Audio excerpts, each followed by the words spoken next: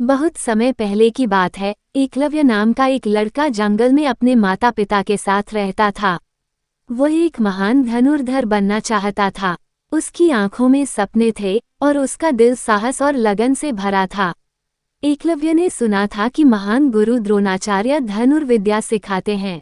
उसने तय किया कि वह भी उनसे धनुर्विद्या सीखेगा।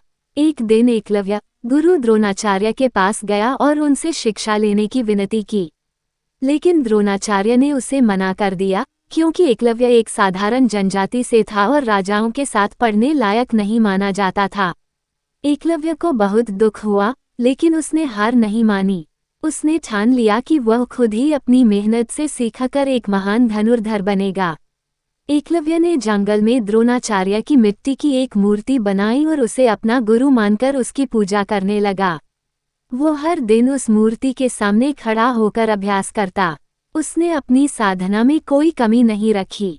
हर दिन सुबह से शाम तक तीरंदाजी की प्रैक्टिस करता और अपने कौशल को निखारता। समय बीतता गया और एकलव्य एक बहुत ही कुशल धनुर्धर बन गया।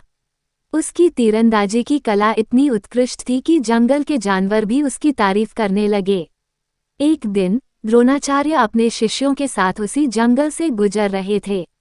उन्होंने एक कुत्ते को देखा जिसका मुंह तीरों से भरा हुआ था, लेकिन उसे चोट नहीं लगी थी। ये देखकर द्रोणाचार्य चकित रह गए और उस धनुर्धर को देखने की इच्छा व्यक्त की जिसने इतनी अद्भुत तीरंदाजी की थी।